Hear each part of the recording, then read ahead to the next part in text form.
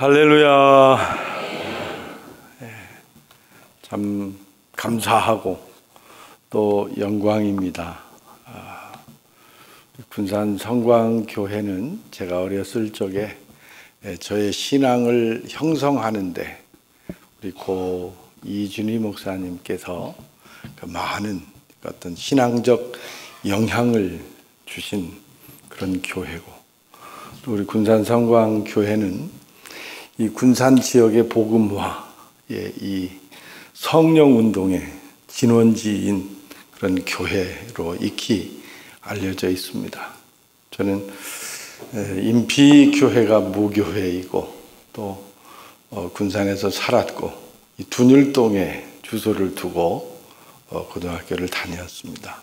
그래서 우리 성광교회는 바로 가까운 바로 조금만 걸으면 예배 드릴 수 있는 그런 교회였고, 또 우리 전북 선호회 섬기면서 군산에서는 성광교회, 익산에서는 이리제일교회 이렇게 두 곳을 해마다 왕래하면서 아주 친근하게 노회도 드리고, 또 최근에는 총회도 2번씩이나 이렇게 하는 그런 군산의 자랑이고 우리 기장의 자랑인 우리 성광교회입니다. 우리 고 이준희 목사님 그 참 뜨거운 설교 지금도 이렇게 머리 아른거리고, 또 그 뒤를 이어서 우리 양태훈 목사님 우리 성광교회를 많이 섬기시고 지금은 전주로 오셔가지고 전주 홍산교회에 출석하고 계십니다. 예.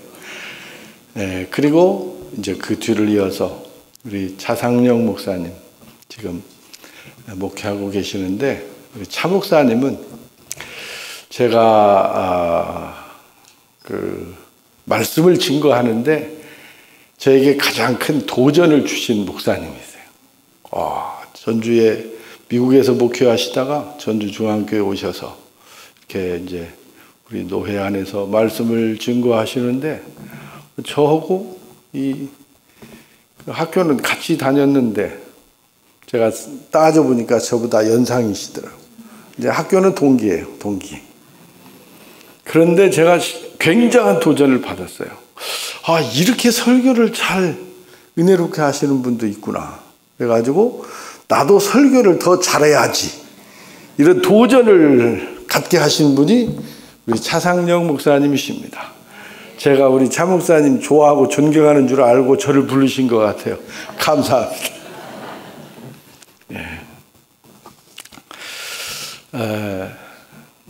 우리 성광교회가 날로 더 부흥하고 군산의 대표 교회로서 이 지역의 복음화 그리고 성령 운동이 군산시 전역에 뜨겁게 퍼질 수 있도록 더 많이 기도하시고, 우리 이 성광교회가 성령 운동의 발원지가 꼭 될 수 있기를 축복합니다. 재직 건신 예배 한 해를 우리가 어떻게 섬길지 스스로 다짐하고 하나님께 헌신을 그런 약속하는 다짐하는 그런 중요한 예배에 오늘 저를 불러주셨는데, 오늘 본문 말씀에 의해서 아브라함이 오늘 17장에 있는 말씀처럼 하나님께서 아브라함에게 나타나셔서 너는 뭐라고 그랬습니까? 완전하라고 말씀하시죠. 너는 내 앞에서 행하여 완전하라. 한번 따라서 해볼까요? 너는 내 앞에서 행하여 완전하라. 재직 헌신 예배를 드리는 우리 성광교회 성도님들에게 주시는 하나님의 말씀으로 받으시기를 축복합니다. 제가 이 말씀을 택하면서 16장 말씀을 보았습니다. 16장 말씀을 보니까 하갈이 아브라함에게 이스마엘을 낳았을 때 아브라함이 86세였더라 그랬습니다. 바로 전장 끝절에서 아브라함이 이스마엘을 낳았을 때 아브라함이 86세였더라. 그리고 나서 오늘 말씀이 시작됩니다. 17장 1절 말씀에 아브라함이 99세 때 여호와께서 아브라함에게 나타나셔서, 하나님께서 아브라함에게 몇 년 만에 나타나셨나요? 몇 년 만에? 13년 만에 나타나셨어요. 창세기 12장에 하나님께서 아브라함에게 나타나셔서 너는 내가 지시하는 땅으로 가라. 너의 본토 아비 집을 떠나서 내가 지시하는 땅으로 가라. 그곳에서 내가 너로 번성하고 창대하게 해주리라. 그리고 또 15장에 하나님께서 아브라함에게 나타나셔서 거기서 언약을 맺습니다. 이른바 횃불 언약이라고 그러죠. 그때 또 한 번 약속해 주십니다. 내 자손이 하늘의 별처럼, 이 땅의 별처럼, 바닷가의 모래알처럼 번성하고 창대해 주리라. 이렇게 약속을 해 주셨습니다. 너의 후손이 이와 같이 번성하리라 라고 말씀해 주셨는데, 75세에 이 말씀을 주시고 10년이 지나도록 아브라함에게는 후사가 없었습니다. 그렇죠? 86세에 이스마엘을 낳았으니까, 그리고 85세가 되었을 때 아브라함의 아내 사레가 남편에게 이렇게 말합니다. 하나님께서 우리에게 약속해 주셨지만 그 아들은, 그 후손은 불가능한 것 같으니 내 시종에게 장가 들으시오. 이 말을 듣고 아브라함은 속으로 무지하게 좋아했을 거예요. 굉장히 좋아했을 겁니다. 옳거니 하고는 쾌재를 부르고 사레가 소개하는 그 여종을 들여서 후손을 낳습니다. 그게 누구예요?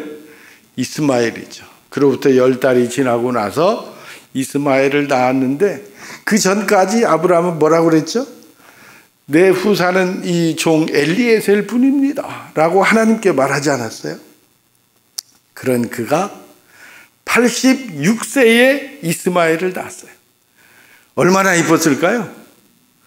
말로 다 할 수 없었겠죠. 그냥 바라만 보고 있어도 좋고, 밥 안 먹어도 배부르고. 제가 어른들 그 애기 좋아하는 거 보니까 할아버지 할머니들이 그렇게 얘기하시더라고요. 손주가 이렇게 예쁜 줄 알았으면 아들 안 낳고 손주만 낳을 거예요. 그 정도로 이 할아버지 할머니들이 손주들 이뻐하는데, 86세에 낳은 아들 이스마엘이 얼마나 이뻤겠어요. 눈에 넣어도 아프지 않죠. 그래가지고 이 아브라함이 하나님께서 주신 약속의 말씀은 다 잊어버렸어요. 이제 이대로가 좋사오니 이스마엘만 있으면 되는 거예요. 이제 그렇게 이스마엘의 재롱을 보면서 사는 동안에 하나님께서 아브라함에게 나타나십니다. 아브라함에게 나타나셔가지고 뭐라고 말씀하셔요? 여호와께서 아브라함에게 나타나서 그에게 이르시되 나는 전능한 하나님이라. 너는 내 앞에서 행하여 완전하라. 여러분, 이 말씀이 하나님께서 아브라함에게 어떤 뜻으로 주시는 말씀이었을까요? 다른 때는 하나님께서 아브라함에게 나는 전능한 하나님이라, 그리고 너는 내 앞에서 행하여 완전하라. 이 말씀을 13년 만에 나타나셔서 주신 의미가 분명하지 않습니까? 저는 이 말씀을 이렇게 해석했어요. 얘야, 아브라함아, 너는 내가 전능한 하나님이라는 걸 잊었느냐? 그런 뜻으로 말씀하신 거 아닐까요? 너는 내가 전능한 하나님이라는 것을 잊었느냐? 그리고 너는 내 앞에서 행하여 완전하라. 이 말씀은 그냥 주시는 명령어의 말씀이지만 사실은 아브라함에게 주시는 꾸중의 말씀이에요. 너는 내 말을 믿지 못하였느냐? 바로 그런 그 핀잔의 말씀을 하나님께서 오늘 17장 1절의 말씀을 아브라함에게 주시는 겁니다. 아브라함이 잘못한 게 뭘까요? 아브라함이 뭘 잘못했을까요? 하나님 말씀 믿지 않은 거죠. 하나님을 존중하지 않은 거죠. 하나님을 전능하신 하나님으로 믿지 못한 거죠. 네.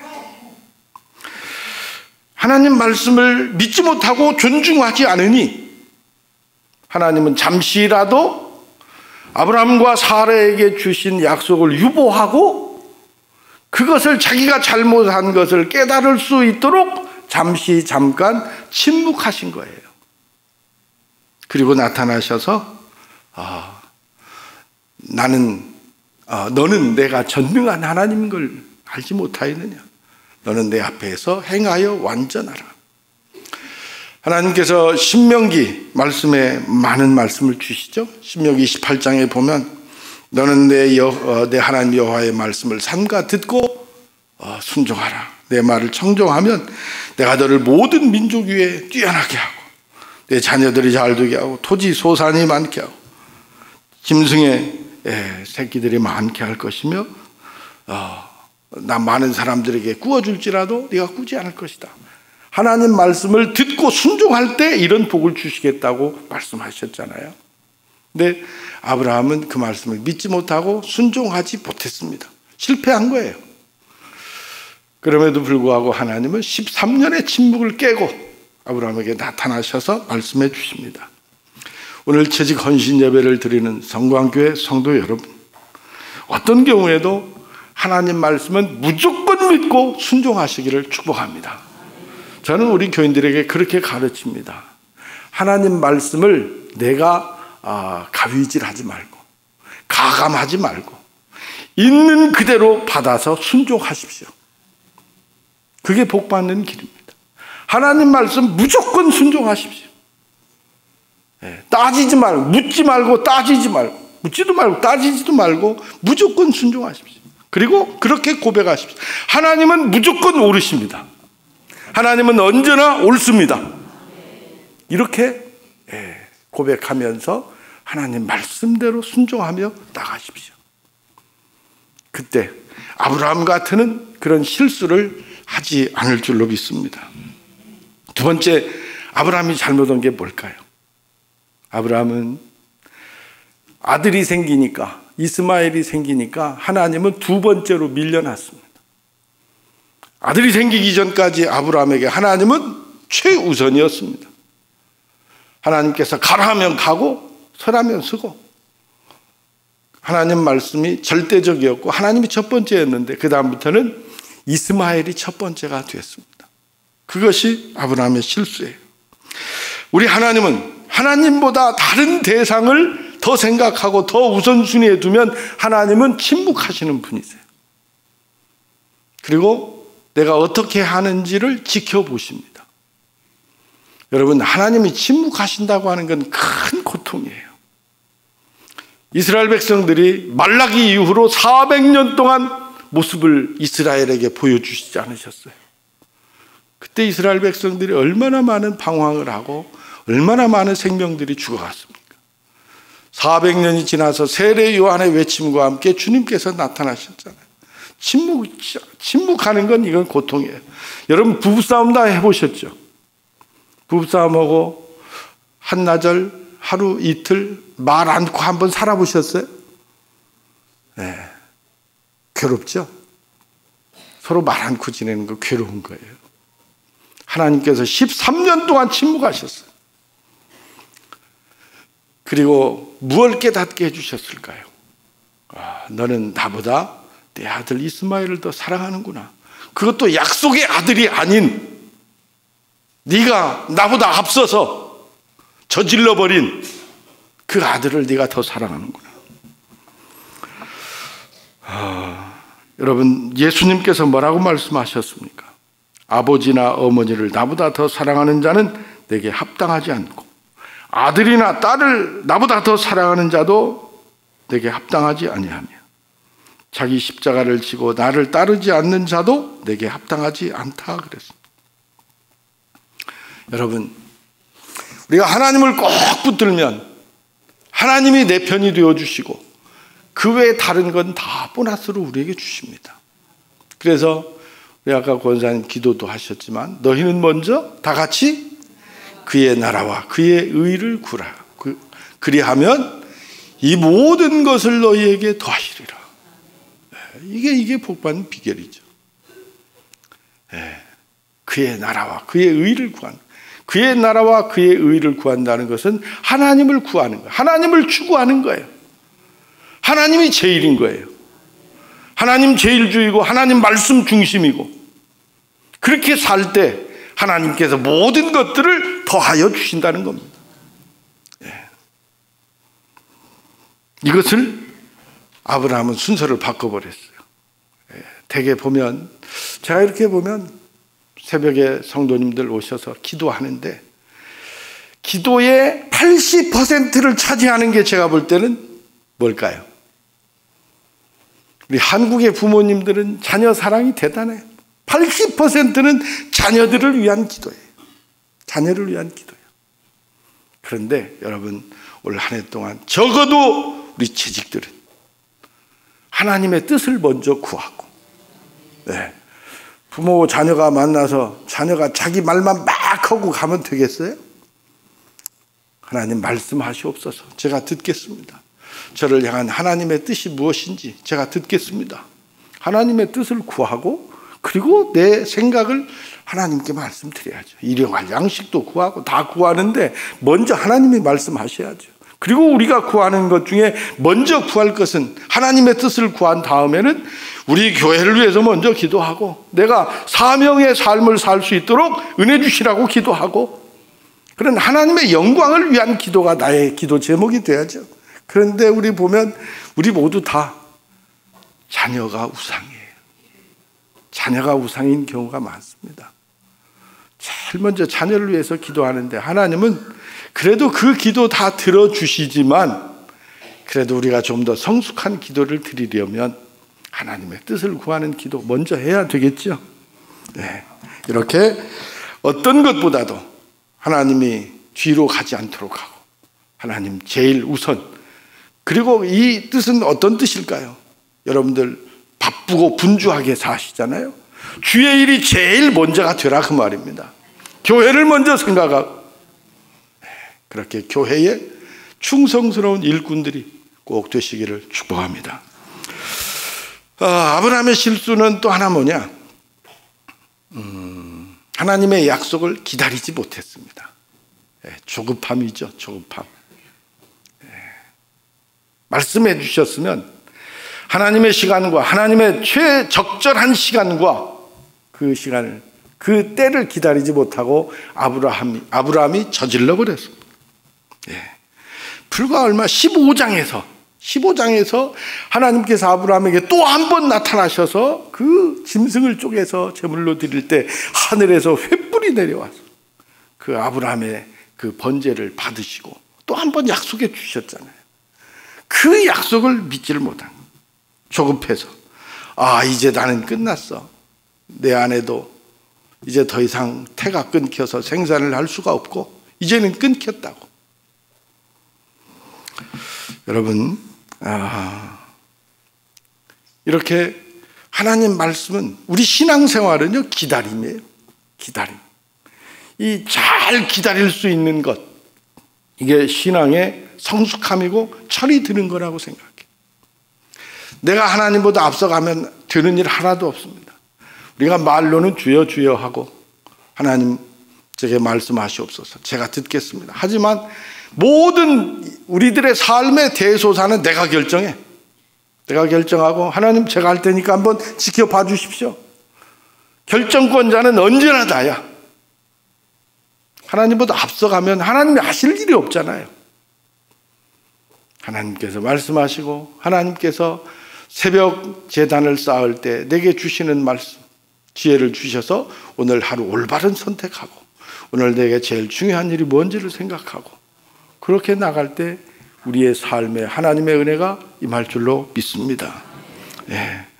우리 사랑하는 성도 여러분, 아브라함은 하나님께 큰 실망을 안겨드렸어요. 실망을 안겨드렸어요. 그렇죠? 약속을 지키지 못하고 조급증에 걸리고, 또 하나님보다 이스마엘을 더 사랑하고, 그렇게 아브라함이 이스마엘만 바라보고 살 때 하나님께서 아브라함에게 나타나셔서 주신 말씀이 오늘 주신 말씀입니다. 아브라함의 그런 부족한 모습에도 불구하고, 그럼에도 불구하고 하나님은 13년의 침묵을 깨시면서 또 한 번 축복해 주십니다. 또 한 번 축복해 주세요. 이렇게 좋으신 분이세요. 이렇게 좋으신 분. 예. 하나님은 우리의 실수를 기억하지 않으시는 분이세요. 다 잊어버리세요. 저는 성경의 많은 위대한 인물들을 보면서 위로를 받습니다. 왜? 성경에 나오는 사람들 보니까 실수하지 않은 사람이 한 사람도 없더라고요. 한 사람도 없어요. 아브라함도 실수했죠. 이삭도 그 아버지의 그 아들이야. 뭐가 똑같아요? 자기 아내를 누이라고 한 게 똑같아요. 이 피는 못 속여요. 이삭도 그랬어요. 야곱도 실수, 꾀돌이 야곱이죠. 하나님 베델에서 서원을 했지만 야곱은 항상 자기 머리에서 나온 대로 행동한 사람이에요. 마지막에는 야복강에서 은혜 받고 하나님 앞에 거꾸러져서 정말 하나님의 사람이 되고 이스라엘이 됐지만 야곱도 실수한 사람. 요셉은 예수님의 모형이라고 말하지만 요셉 실수 없을 것 같아요? 저는 요셉 사회성 부족 이렇게 판단하고 싶어요. 왜? 자기 아버지 어머니 자기 형님들이 자기한테 절하더이다. 이게 말하는 게 정상이 아니에요. 제가 볼 때는. 그런 꿈을 꾸었더라도 말하지 말았어야지. 이건 인간관계 사회성에서는 제로예요. 제로. 네, 그래서 어떻게 보면 요셉이 사서 고생한 거예요. 그 자체가 하나님의 뜻일지는 모르지만 요셉도 그렇고 다윗도 그렇고 다윗도 나중에는 하나님이 은혜 주시고 힘 주셔서 주변을 다 정복하고 강성하게 하셨는데 자기가 한 줄 알고 뭐 했어요? 나중에 인구조사도 했죠. 내 군대가 얼마나 드는지 보자고. 구약시대에 훌륭한 위대한 예언자 엘리야. 여러분 엘리야 잘 알죠. 엘리야는 아합 왕과 이세벨 왕과 싸웠던 사람. 바알 그리고 아세라 이 우상들을 섬기는 그 850명의 선지자들과 갈멜산에 싸워 이긴 사람. 얼마나 훌륭하냐면 그 변화산에서 주님께서 엘리야와 모세와 말씀을 나누실 정도잖아요. 엘리야 훌륭한 사람이지만 우리는 엘리야의 어떤 모습을 보았어요? 야고보서에 뭐라고 그랬어요? 우리와 성정이 같은 사람이라고 그랬어요. 엘리야도 그 엄청난 승리를 안겨주셨지만 한 여인의 왕후의 이방 여인의 내가 너를 반드시 죽이고 말겠다고 하는 그 말 한마디에 걸음아 날 살려라고 도망간 사람 아닙니까? 어디까지 도망갔어요? 이스라엘의 최남단 부엘세바까지 도망갔잖아요. 거기서도 불안해가지고 사환한테 뭐라고 그랬어? 너 여기 있어. 그리고 아주 그냥 꼭꼭 숨어라. 머리카락 보일라. 그냥 산쪽 깊이 들어가서 저 꿩처럼, 꿩이 어떻게 숨어요? 꿩이 도망가다 급하면 머리만 푹 쳐박아요. 꿩처럼 숨었습니다. 그리고 거기서 하나님께 뭐라고 그래요?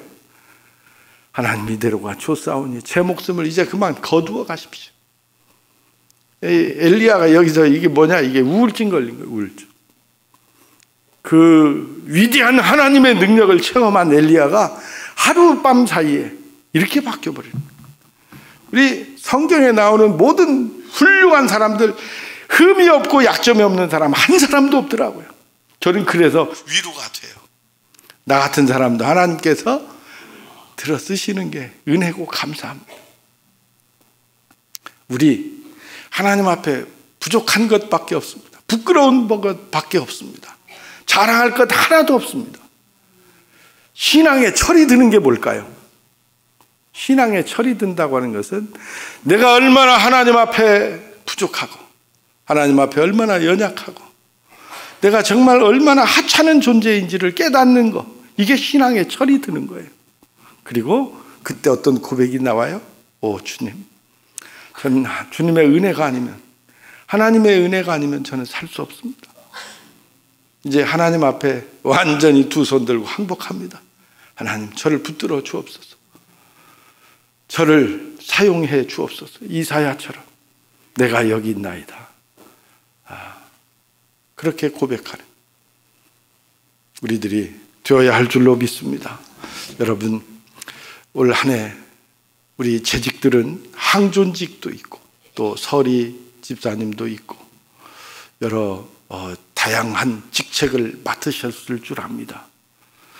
그러나 교회에서 담임 목사님을 통해서 여러분들에게 주시는 이 신급, 이거야말로 세상의 어떤 직함보다도 가장 위대한, 가장 훌륭한 직분인 줄로 알고 이 직분을 다 감당하는데 최선을 다하시기를 축복합니다.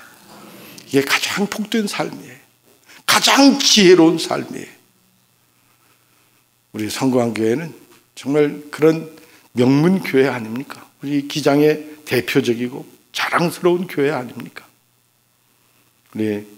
제가 우리 전북 선호회를 섬길 때는 저기 계신 김재원 장로님, 정수철 장로님, 또 서순철 장로님 함께 다녔어요. 서 장로님은 저희 이종 형님의 친구분이세요. 우리 성광교회가 이 시대가 교회를 보는 눈이 그렇게 호의적이지 않고 또 많은 어려움이 있지만 그 옛날 복음의 불모지에 우리 고 이준희 목사님 그리고 성광교회, 저는 군산을 대표하는 목사님이 그렇게 생각해요. 고 이준희 목사님, 고 김판복 목사님, 이분들의 성령운동이 군산에 복음화를 시킨 거예요. 그런 자부심을 여러분들이 가지시고 군산 지역 전국에서 가장 높은 기독교 복음화율 퍼센트 아닙니까? 34%.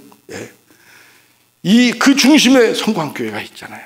지금까지 잘해오신 것처럼 앞으로 참 우리 기독교 교회를 바라보는 눈이 그렇게 호의적이지 않고 어렵더라도 다시 한번 세상이 교회를 역시 교회라고, 이 세상의 희망은 역시 교회라고 그렇게 말할 수 있는 군산 성광교회가 될 수 있기를 주의 이름으로 축원합니다.